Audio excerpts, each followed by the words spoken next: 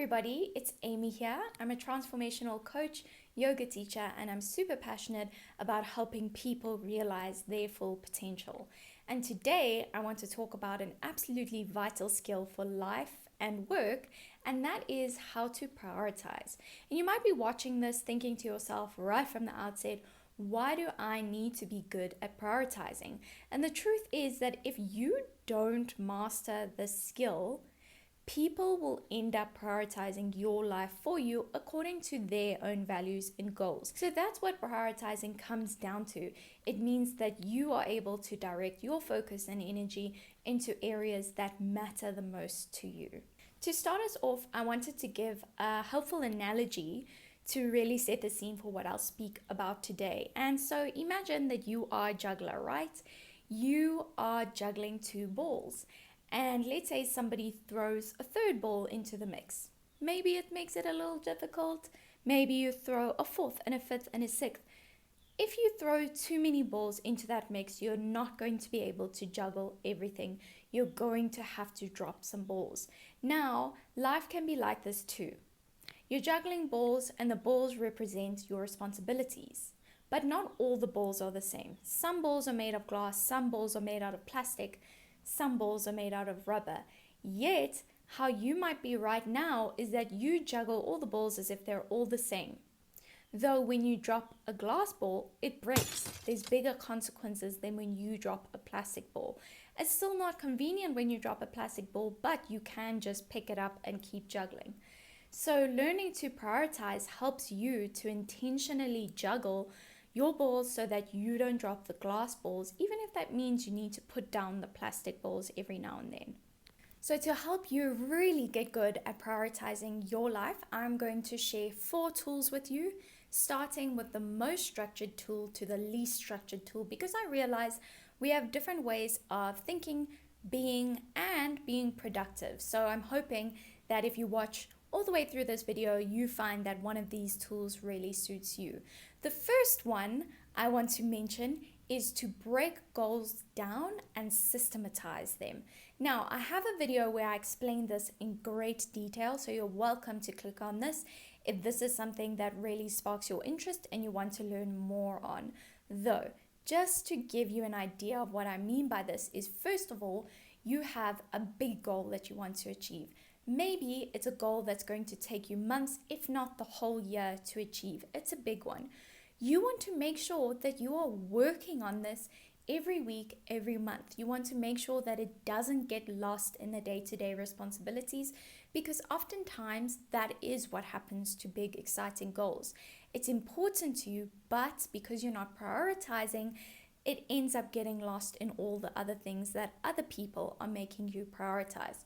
So to make sure that you don't fall into this trap, you are going to organize your week so that you know you are following your system and working on this so that it's going to get you to where you need to be.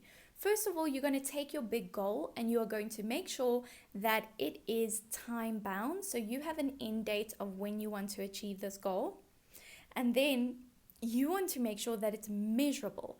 So if I want to run a marathon by October, that's quite nice because it's time bound, I've got it, and it's inherently measurable because you can track your mileage as you move throughout the months. Some goals aren't as well measurable. So if you have a goal that isn't easy to measure, ask yourself, how confident do I feel about this goal on a scale of 1 to 10? 1 being not confident at all, 10 being super confident.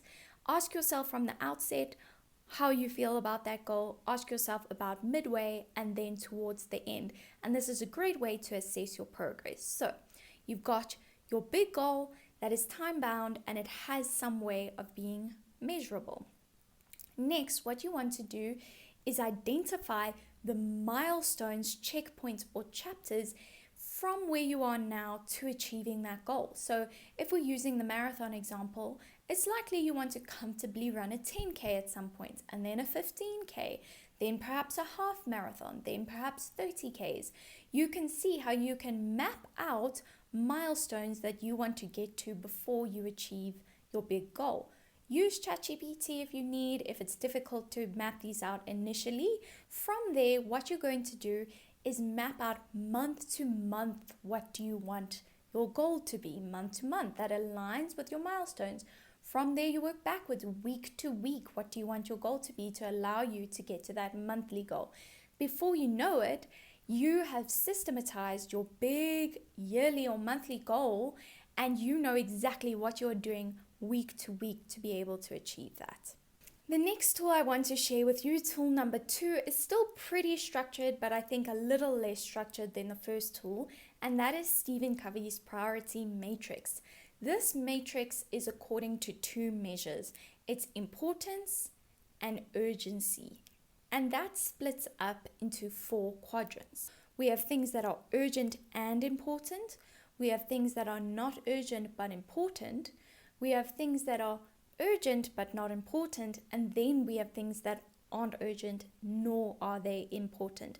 And what you want to do is take all your tasks for the day and slot them into the quadrant that applies the most. So let's think about this. The things that aren't urgent but important, those are your overarching goals, your big goals. If you work more structured, it's things like KPIs. It's big goals that you need to be consistently working towards. They're very important, but they aren't super urgent. And then we have things that are urgent and important. These are things that are critical to your success. These are the glass balls that if you drop them whilst juggling, it has big consequences.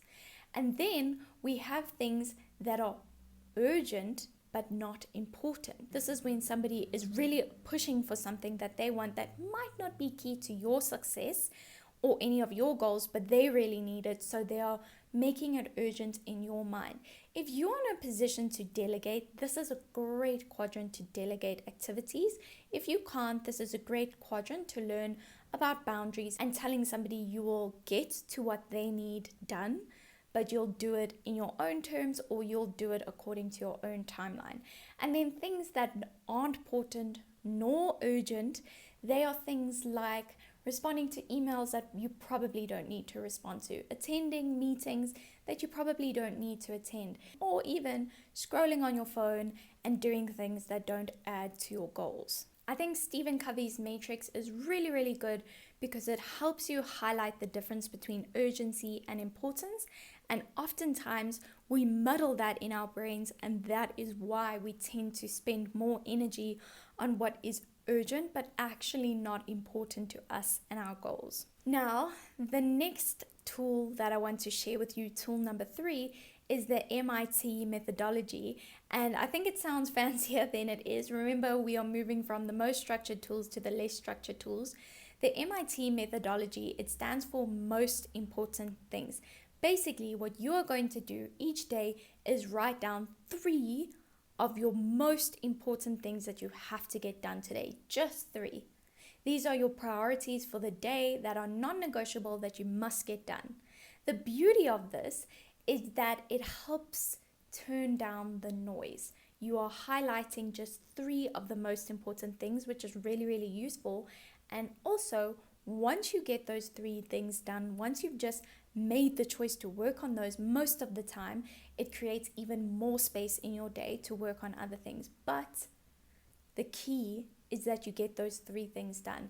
It helps you to become decisive and it helps you to actually make progress. If you're not sure how to decide on your 3 goals, a good question to ask yourself is, what task or which tasks will have the biggest impact on the results I want to see? And now we are at the 4th tool, and this is my favorite, and it's also the one that I have seen has benefited the most people out of all of the 4 tools. And it's called Eat the Big Frog First. And it comes from Brian Tracy, who says, if you eat a big frog for breakfast, you will have the satisfaction of knowing that's probably the worst thing you'll do all day. Now, I know it sounds a bit weird, but the logic of this is that if you eat a big frog first thing in the morning, everything else will feel easier after that.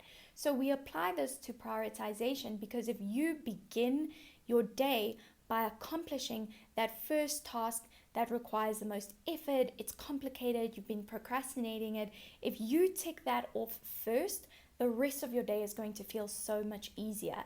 You need to identify what that big frog is in your day. What's that one task that you've been putting off because it's so difficult? and get it done first when your energy and concentration is likely at its highest, and every other task after that is going to feel a lot easier. You will feel accomplished walking into those other tasks. You're going to feel more confident, and you're also going to find that things just move a lot faster because you did that one difficult thing in the morning that is probably the thing that took you the longest. So eating the big frog first is really, really genius. I think it's transferable to any kind of day that you have, and I think it's transferable to a lot of different contexts. So think about it in your life. What is a big frog that you've been putting off? And literally make it your first to do tomorrow and see how the rest of your day goes. So here we are. Just to recap, I gave you 4 tools on how you can learn to prioritize your life. The first one is to break big goals down all the way from a yearly goal or a 6-month goal into weekly goals. And the second one was Stephen Covey's Priority Matrix. Learn how to prioritize your tasks for the day in a way that is quite objective and not personal. And then the third one was the MIT methodology. Decide on the 3 most important things of your day. Those are non-negotiables, things that you must get done. And the fourth one was to eat the big frog first. You decide what your big frog is, that big, difficult, complicated task. Get it done first thing in the morning, and everything from there is going to feel a lot better. Please don't forget to like this video, subscribe, and leave a comment down below on which of these tools you think suits you more and which one you are keen to try out. My hope for you is that you get better at prioritizing so that you feel more accomplished and fulfilled at the end of each day, knowing that you decided where to put your energy.